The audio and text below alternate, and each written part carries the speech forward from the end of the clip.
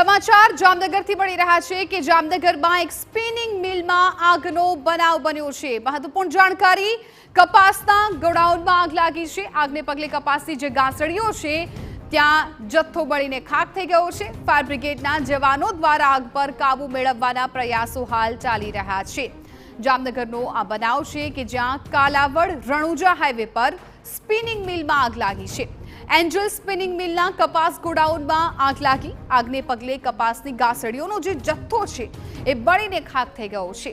Fire brigade છે હાલ ઘટના સ્થળ પર પહોંચી ગયું છે અને આગને બુઝાવવાના પ્રયત્નો છે એ ચાલી રહ્યા છે, પરંતુ કયા કારણોસર આગનો બનાવ બન્યો છે તે હજુ જાણવા નથી મળ્યું। હાલ પ્રાથમિક તપાસમાં એ સામે આવ્યું છે કે આગના બનાવમાં ફાયર વિભાગ છે એ તાત્કાલિક ઘટના સ્થળ પર પહોંચ્યું છે અને આગ બુઝાવવાની કામગીરી કરી રહ્યું છે।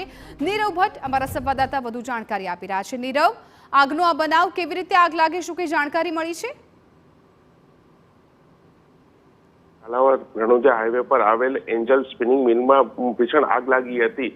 બનાવની જાણ થતા કાલાવડ ફાયર બ્રિગેડની ટીમ ઘટના સ્થળે પહોંચી હતી, પણ આગ એટલી ભયંકર હતી કે એ કાલાવડ ફાયર બ્રિગેડની ટીમ દ્વારા તેનો કાબુ મેળવવામાં આવ્યો નહોતો। તેથી તેની આજુબાજુને લઈ જામનગર અને રાજકોટની ફાયર બ્રિગેડની ટીમને જાણ કરવામાં આવી હતી। સતત 10 કલાકથી આગ એટલી લાગેલી છે કે કાબુ મેળવવા માટેના પ્રયત્નો હાથ ધરવામાં આવ્યા છે, તે છતાં પણ કોઈ પણ આગ પર કાબુ મેળવવામાં આવ્યો નથી। એ સ્પિનિંગ મિલમાં આવેલ કપાસના ગોડાઉનમાં કપાસની ગાંસડી ભરેલી હતી। એટલી ભયંકર આગ હતી કે તમામ સ્પિનિંગ મિલમાં આવેલ કપાસની ગાંસડી બળીને ખાખ થઈ ગઈ હતી। હાલ પણ આગ ભયંકર ચાલુ છે।